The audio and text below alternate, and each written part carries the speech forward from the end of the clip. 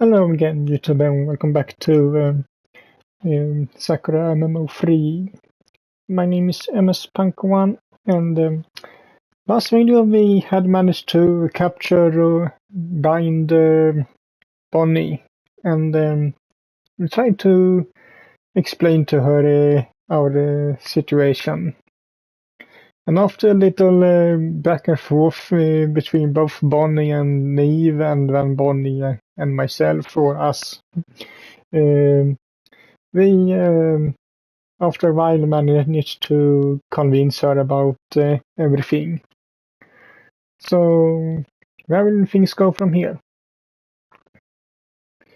After my inspiring talk with Bonnie, I severed ropes binding her in place.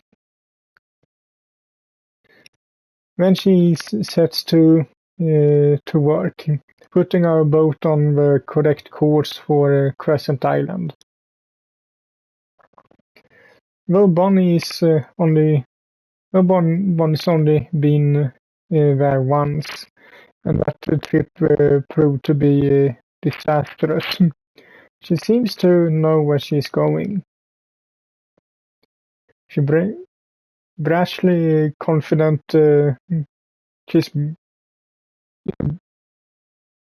bracely confident while giving me directions, and I adjust the bearing of our boat in accordance.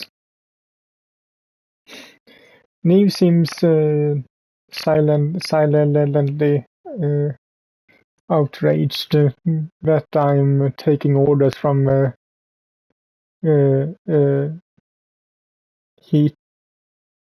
Heathen pirate.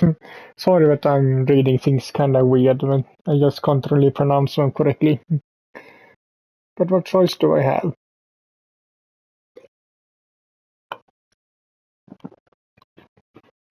I have no idea where Crescent Island is. Without Bonnie's guidance, we'd be completely lost. Fortunately, it seems like we're not too far away from the island, according to Bonnie. We would be able to reach it tomorrow morning. We should be able to reach it tomorrow morning. I keep a close eye and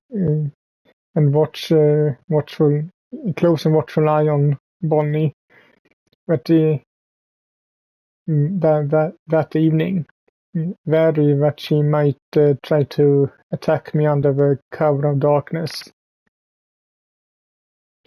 But no blow comes. I wonder what it was that doused the flame of Bonnie's self-righteous indignation. Was it the little talk she had with Gardenia, or was it my own determined speech? Either way, it seems I found a new companion in Bonnie, for the time being at least.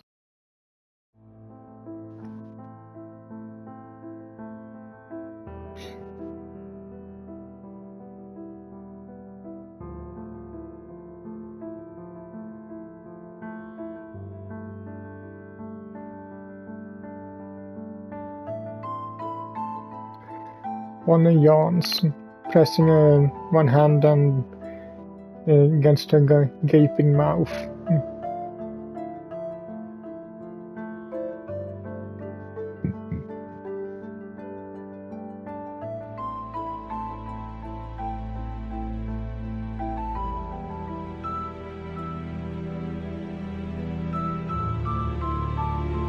Oh?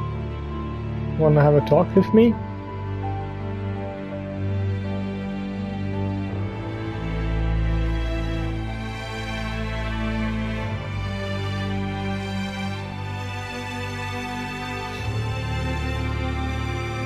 So this is more of a statement.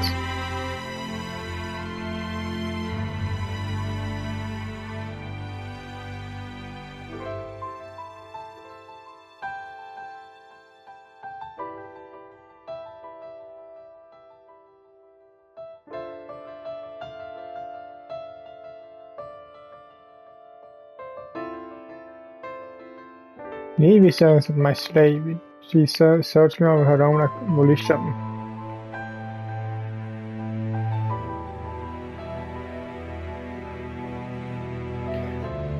One snorts and rolls her eyes.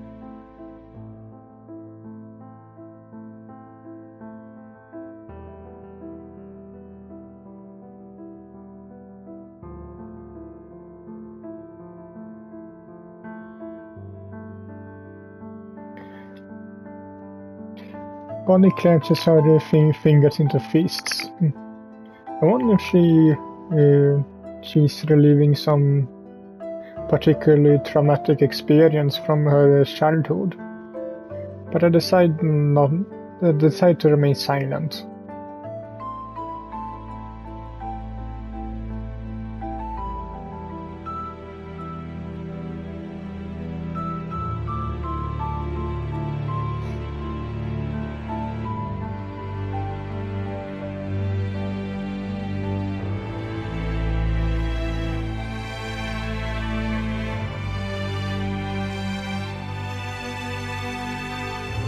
Unfortunately, you won't need to resort to such drastic measures.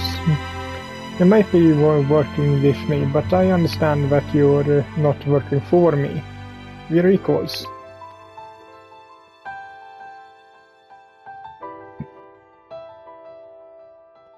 Of course. I have no interest in making you grovel. Amusing though it would be. I don't have time to waste on such pursuits right now.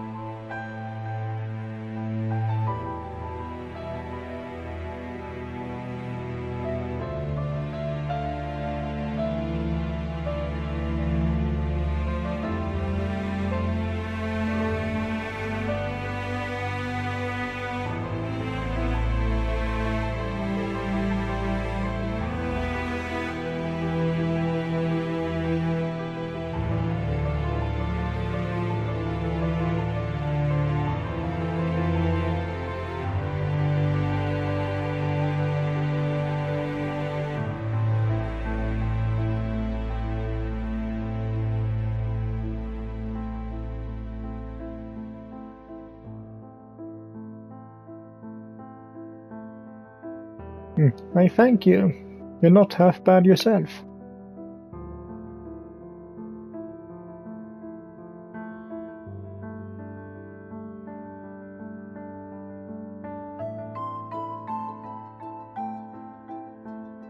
You say that now, but why do I have a feeling that you will stay over time?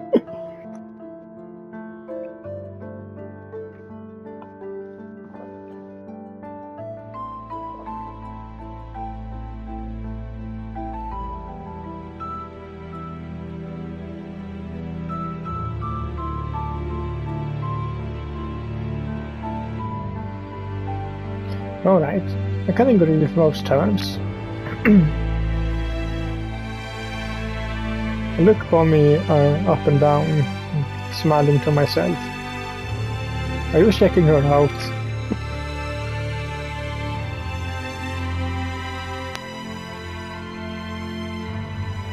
When it comes to her personality, she's much too wild and lawless. I don't think you're fit in at my nightmare citadel.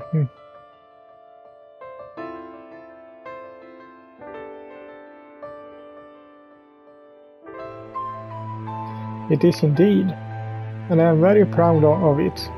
I chose the name myself to inspire awe and fear. Does it work?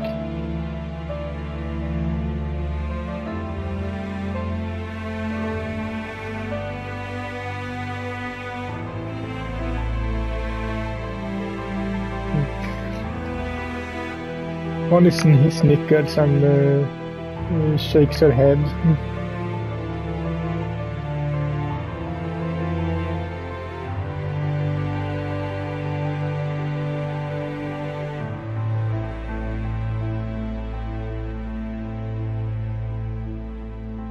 I thought it sounded cool.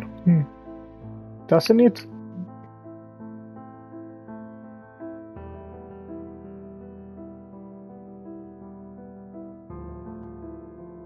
Bonnie laughs, her distinctive laugh, and slaps her thigh again, like an old man might.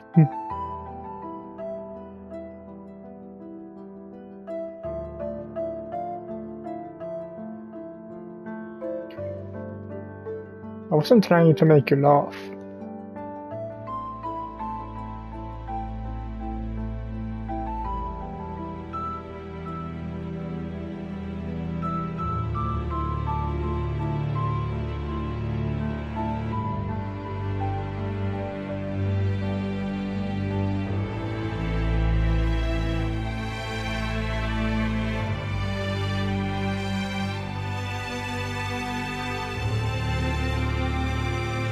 So you've been a pirate since you were a teenager?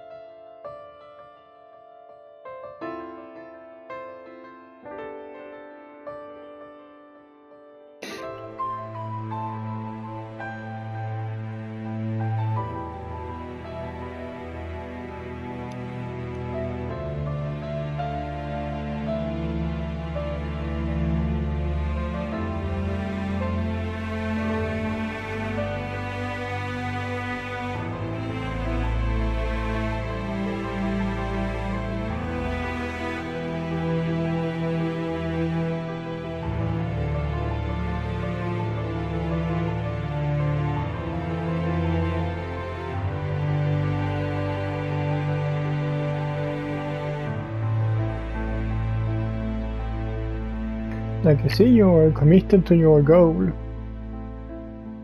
And that is very respectable. But haven't you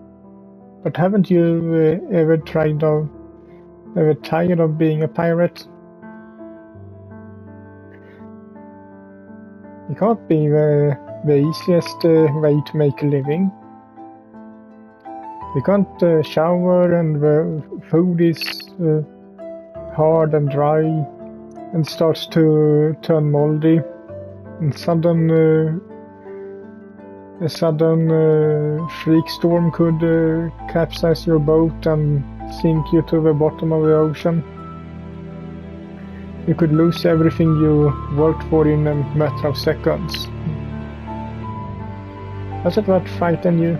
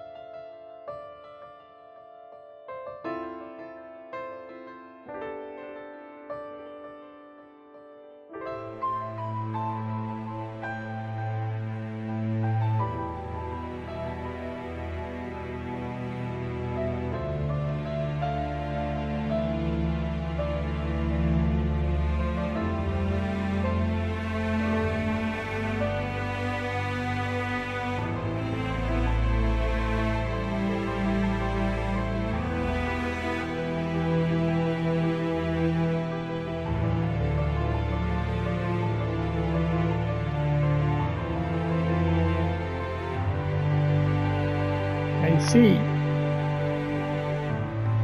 I suppose I can't simply sympathize with that.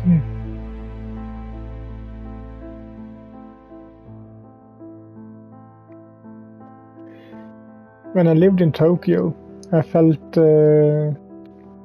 stifled. My days were so repetitive, I couldn't bear it. That's why when I finally came to SF, it felt like a weight had been lifted from my shoulders.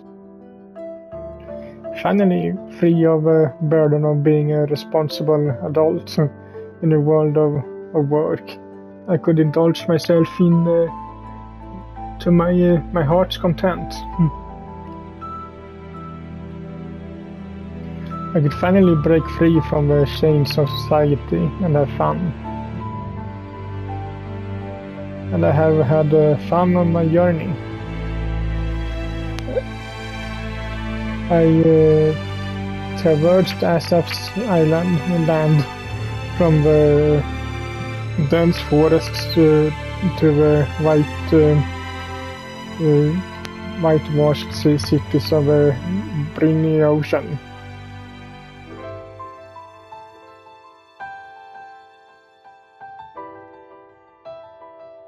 Sites in not cities but sites. I fought for my life. Reunited lost family members and broken ancient curses. Now I'm on my most ambitious quest yet, with the whole of Asaf's future on the line. But I'm not afraid. How can I be afraid when this experience has been so wonderful?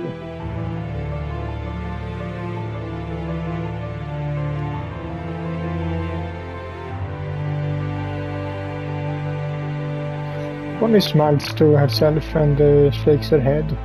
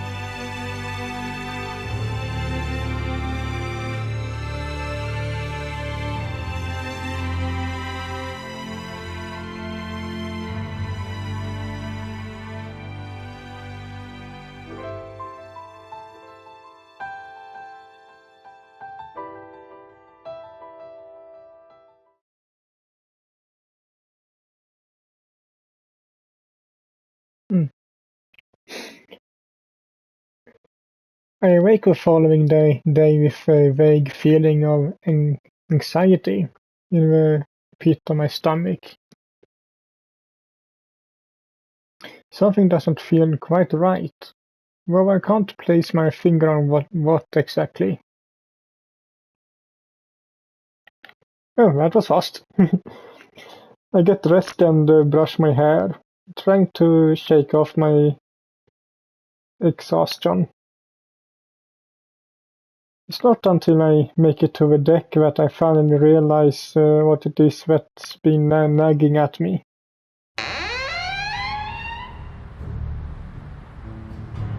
The boat isn't moving.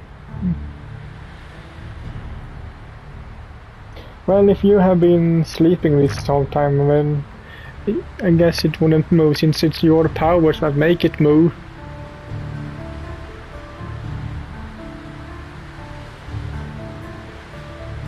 After a week of almost constant motion, the boat has now come to a halt.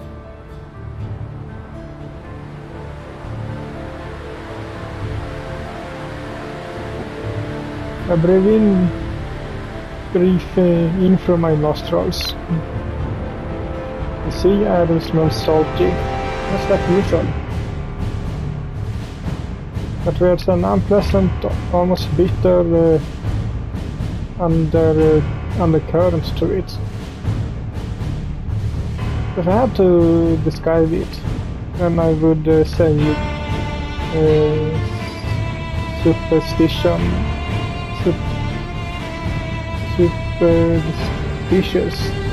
Though it may sound, it smells of danger.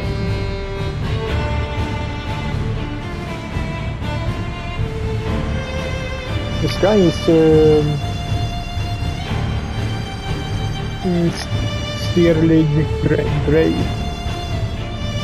restored with clouds, and it looks like it might rain at any given moment. The sea likewise is choppy, shimmering grey, with buffets in the side of a steel boat. Okay, I don't know how I read all that, but felt off. Looks like storm is brewing. I wonder. Are we near a Crescent Island?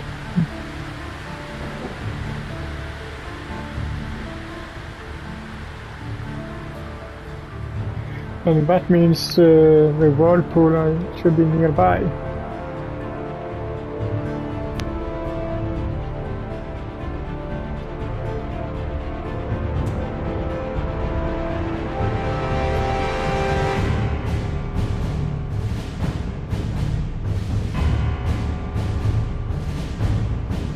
A door spawn instructs me. I close my eyes, hoping this might enhance my remaining senses and focus hard.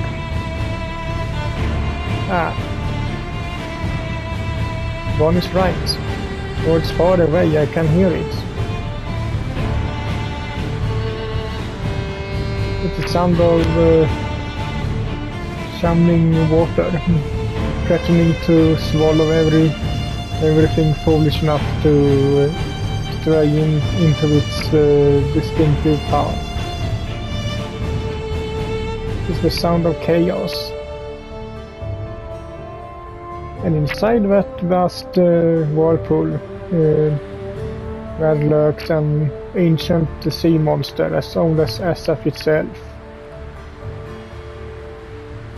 The Kraken. Is it asleep right now? Fathoms below the ocean? Or is it alert and awake, waiting?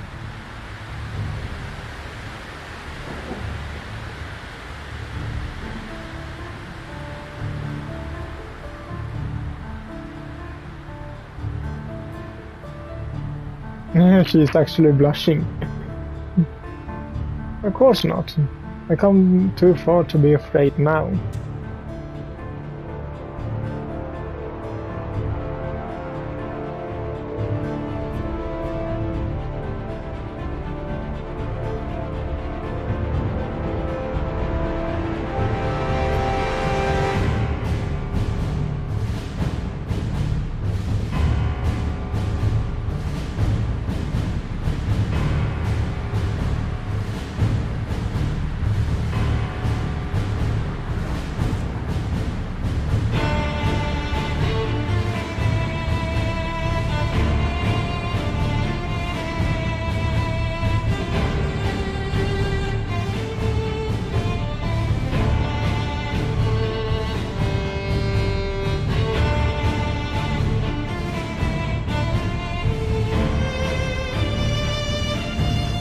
Bonnie snaps her fingers.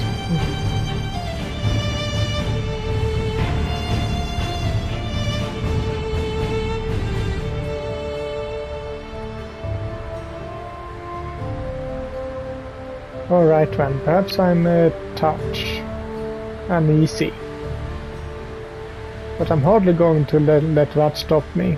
The fate of Asaph hangs on a balance. Some great hero I would be if I let myself be covered by an overgrown octopus.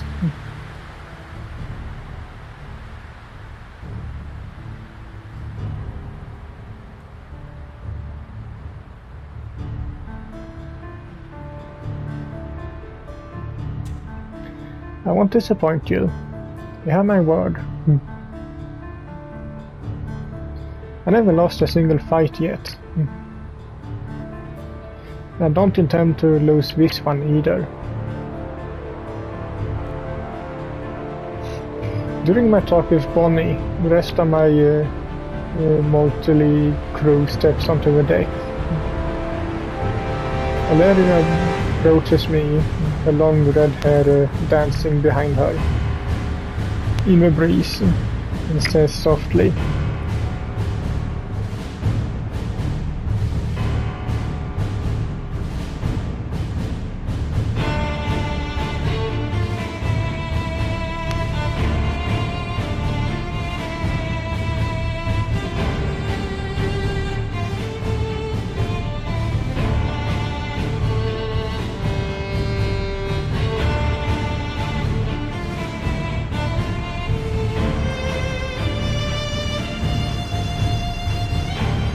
she is obviously afraid.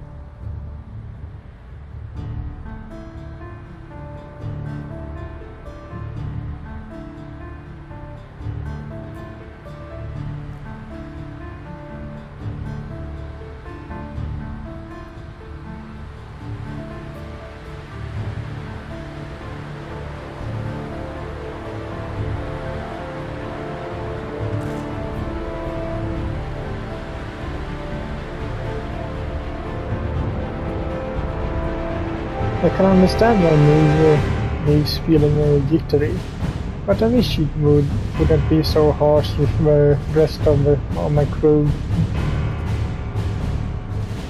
Maybe I should say something to her.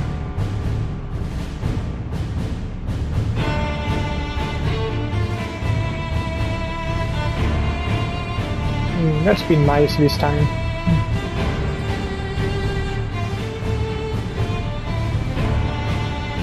Don't worry, me. I'm sure it won't come to that. You're a good fighter and I have faith in you.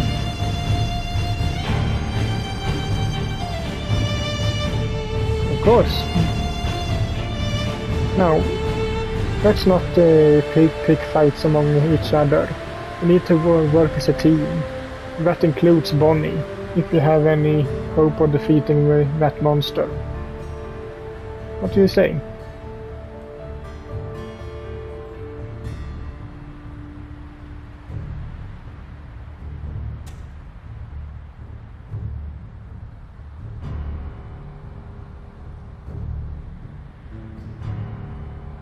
I'm very happy to hear it, but let's hope things don't go quite that far. Wouldn't it be much of a I wouldn't be much of a mistress if I let you get hurt.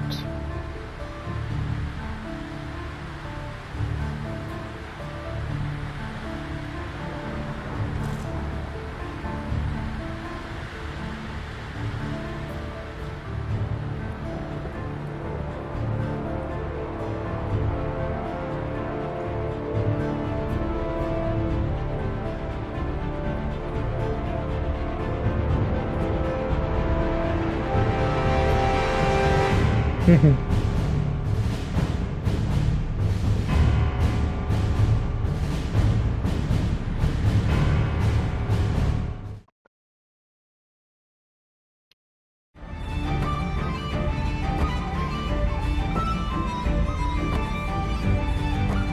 Larry steers us through the grey, choppy waters, while Theon shouts out commands from the top of the crow's nest. A ship slices through the water, soaring it into foam in our wake. I can see Crescent Island in the distance, surrounded by jagged rocks. We're almost there, but first we need to deal with the Kraken.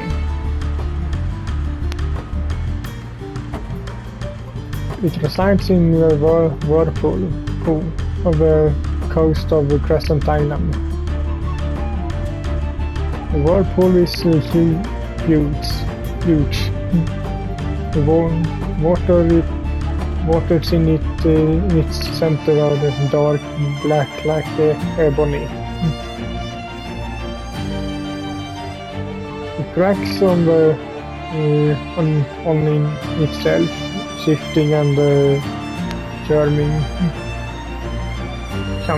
whatever, like an immense black hole. Looks anguished. Angry.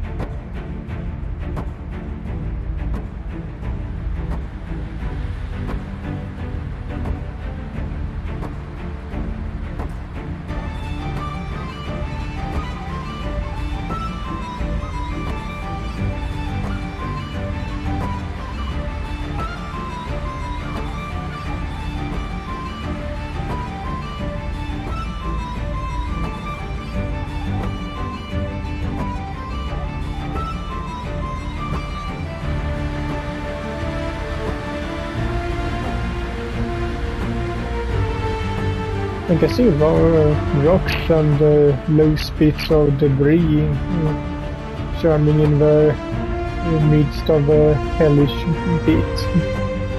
But it isn't enough to satisfy the whirlpool's rage. Its destructive force is evident, and it's clear it wants more. I'm sure my boat would make a most welcome snack. How many boats has this whirlpool consumed? How many lives has it stolen?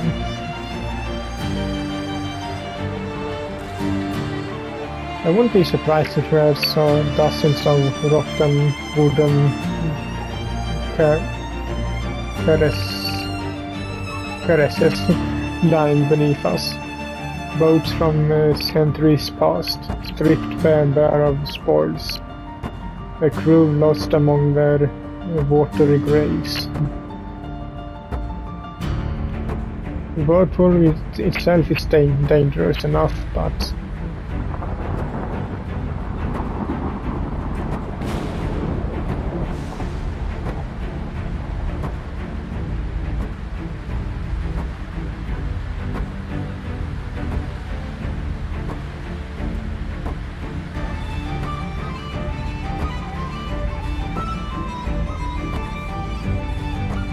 it's what lurks inside the whirlpool that's truly dangerous. Slowly but surely, a creature begins to emerge from the black swirling waters of the immense whirlpool. It's a creature with a dark, almost gelatinous body. So mighty and awesome in size, it almost seems to blot out of the sky itself.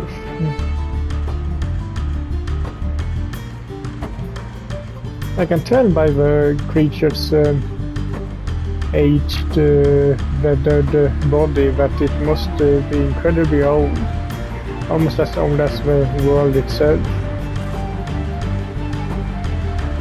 It's a monster like nothing I ever seen before, larger than a horse, and more than capable of crushing a boat between its colossal tentacles. When it comes to monsters, this sea beast is unparalleled. It has no contenders, no competitors.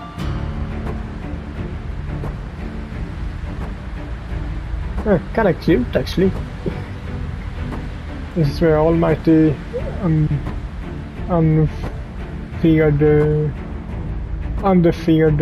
king of the seas, and it's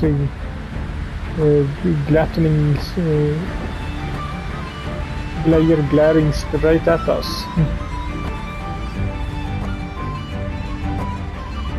I swallow. A few more moments where it's an eerie, almost perfect silence. I can't hear the wind or the waves or the shouting of a whirlpool. Time seems to have frozen, as though encapsulated in by ice. The Kraken looks down at us, looming above our tiny boat,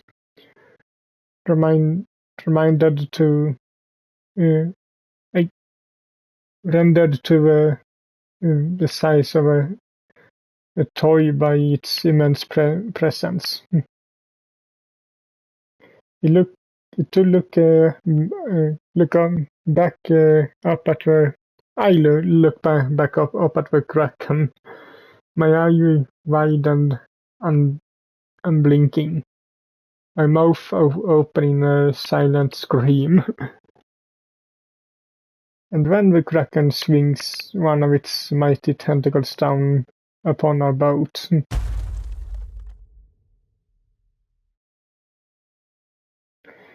Neve is the first to recover her senses. She dashes forward, holding her palms aloft, and envelops the boat in a soft protective light.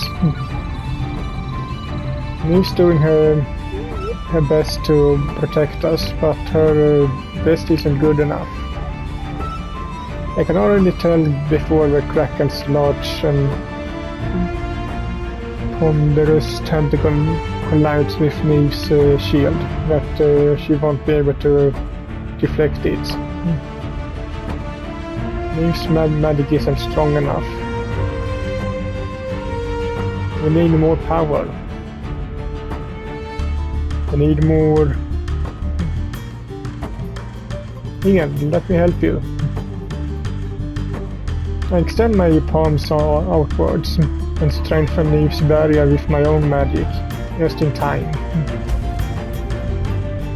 The Kraken's tentacle bears down on us, but it's unable to penetrate through our defenses. Its tentacles still seem in thin air, stung by the combined forces of our magic, and that's when I turn to shout at the Larry. We need to steer the ship away, now, go!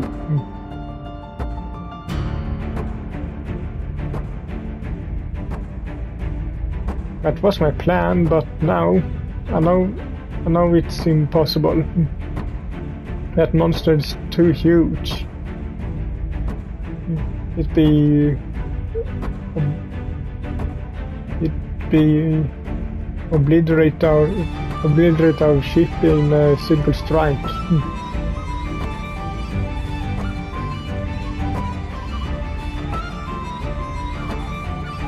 I don't care how we do it, but we don't have to do it. It's the only way we can survive. Yes. I know full well great dark witch row I may be, but it's impossible to defeat a monster like this. All we can do is run.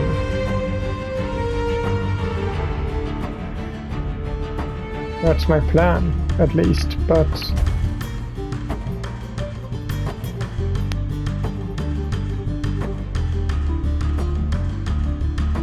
Neve, please, you need to try your best.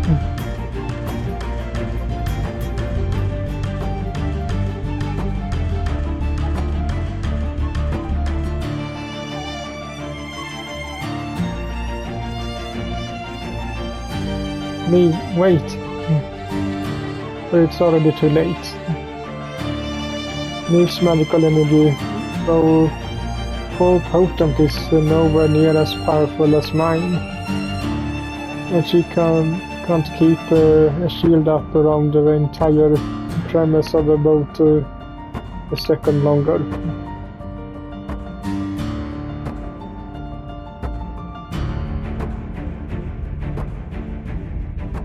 Neve's body collapses. The knees he hit the deck with 2 dull thuds. And then she falls roughly against the deck. Neve!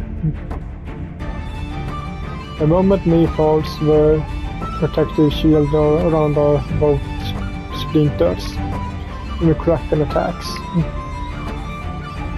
I tried to push back its tentacles with my own magical power, but...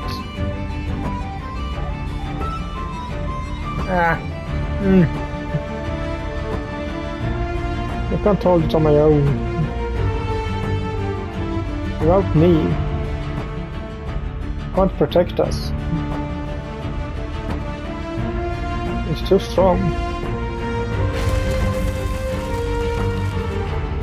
Kraken's tentacles bite into my defenses like a hot knife through butter.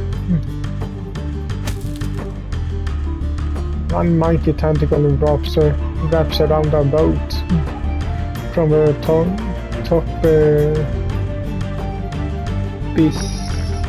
bisecting something the deck in half, while another winds around our boat from the bottom.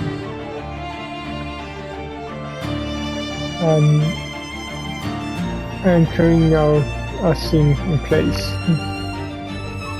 No matter how Larry spins the wheel, we won't be moving anywhere. We've been pinned in place. Yet another tentacle, slightly thinner than the others, wraps around the boat. Sneaks onto the deck. It's aiming for... Neve.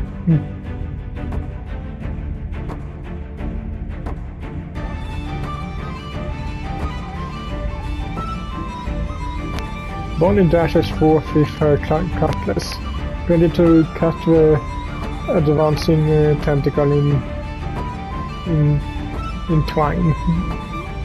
Between. What it is not to be. Tentacle is holding the boat in place, rock to one side, and our deck is tipping at a 40-degree angle. Bonnie falls to her feet, her cutlass clattering to the ground. And that's all the opening the Kraken needs to scoop Neve up in its grasp.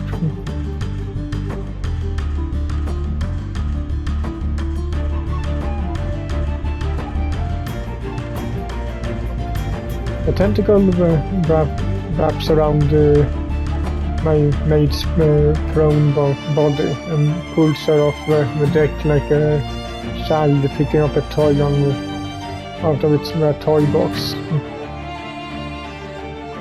These legs dangle helplessly in the air as the Kraken lifts her higher and higher.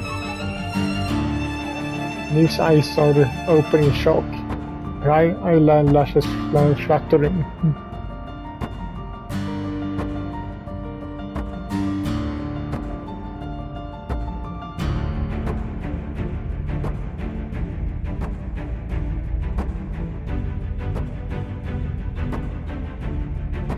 Neve struggles and kicks, but to no avail.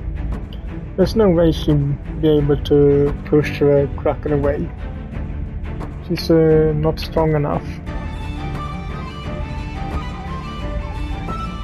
While she flails, rendered quite helpless, the Kraken begins to squeeze her waist. Neve chokes and splutters. Her whole body is shaking.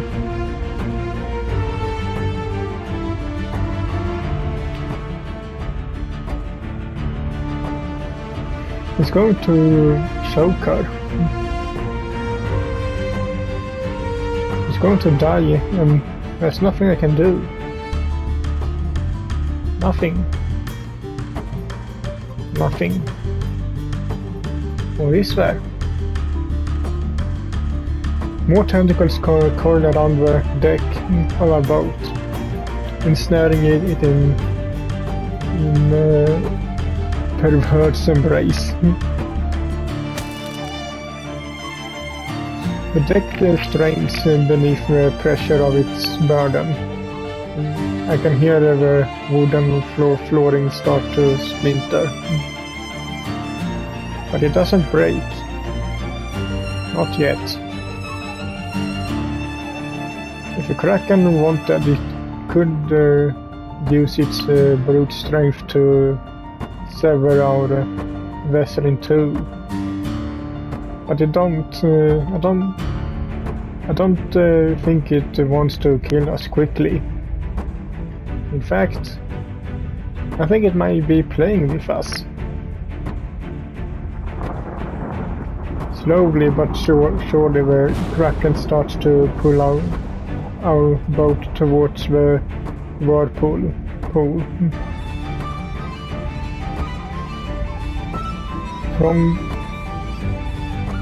Prongs of thunder flashes in the sky and the whole boat sways. I stumble and grab the side of the deck for support. I see what the Kraken wants to do. It's going to drag us into the shimmering waters of the whirlpool, where it can tear our boat apart and watch us all drown at its own leisure, for its own amusement. Well, if that's its plan, then I give it something to keep itself occupied. I can't forgive it for lying slimy tentacle on Neve. I won't forgive it. I won't let it win.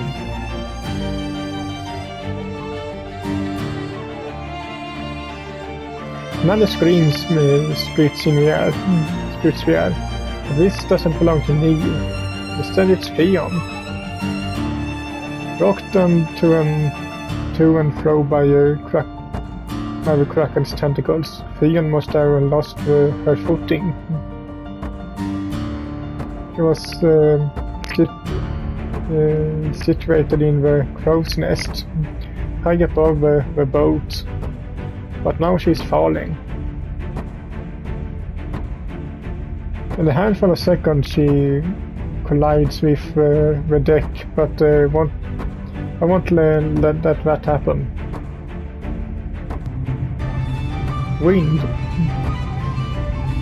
I extend the palm of my hand and cast a quick, simple spell. A sudden burst of wind swells beneath Theon, thickening until it becomes a solid mass. Theon lands on the mass before her face can kiss the deck. She bounces, supported by magic, and slides off it and onto the deck with a harmless plop.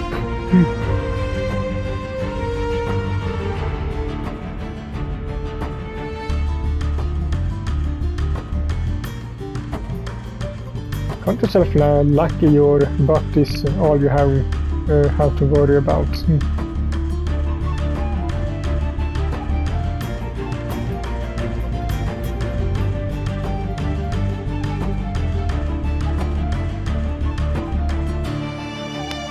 Don't thank me just yet. We still haven't taken care of the main threat.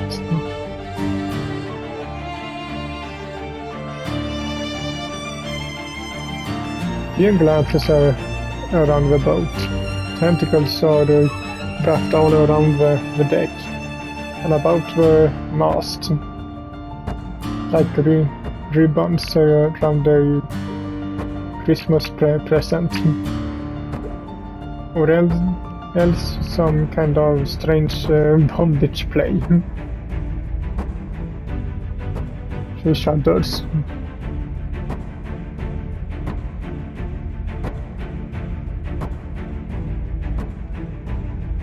It has indeed. Our situation isn't looking good right now. And there's also Neve.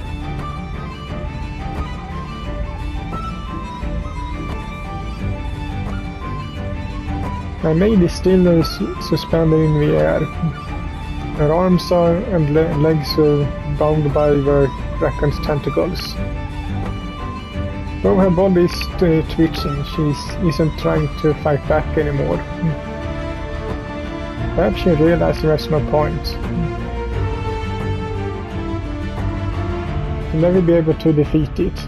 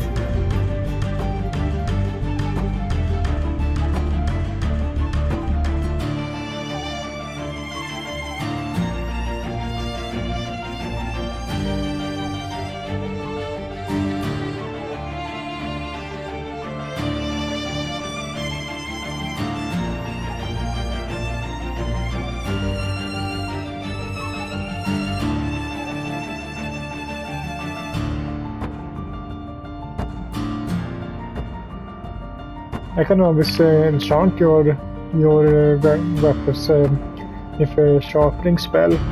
That should make it easier for you to slice the monster up.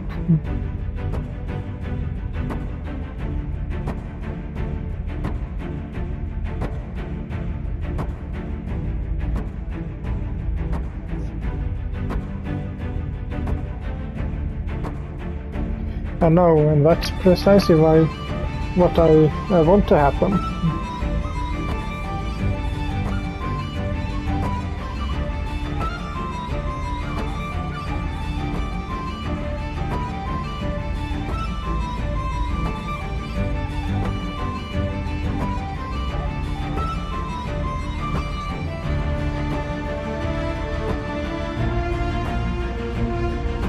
Don't so much. That's the plan.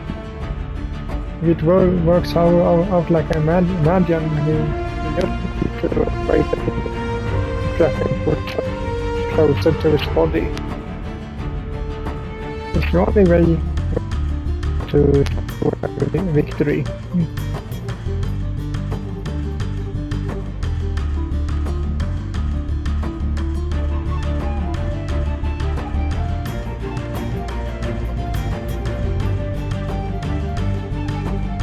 Thank you. And what about you, Larry? Theon? Do you trust me?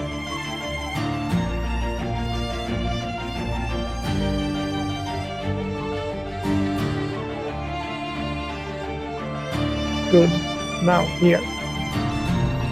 I press my fingers against Larry's sword and mumbles an incantation beneath my breath, abusing it with magic. And I do the same thing with Theon's daggers and the end of Bonnie's cutlass.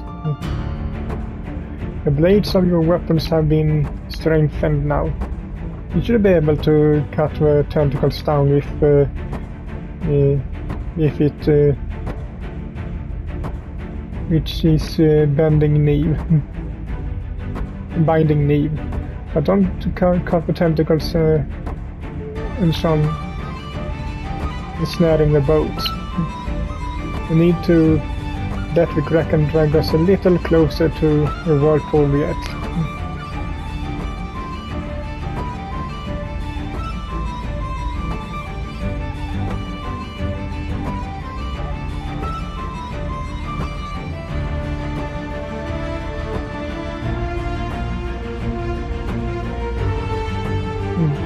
I think this will be it for this video. I see we're back on the time now, so I hope you liked it, and if you did so, leave a like to it as usual, and I will see you all in the next one. Bye!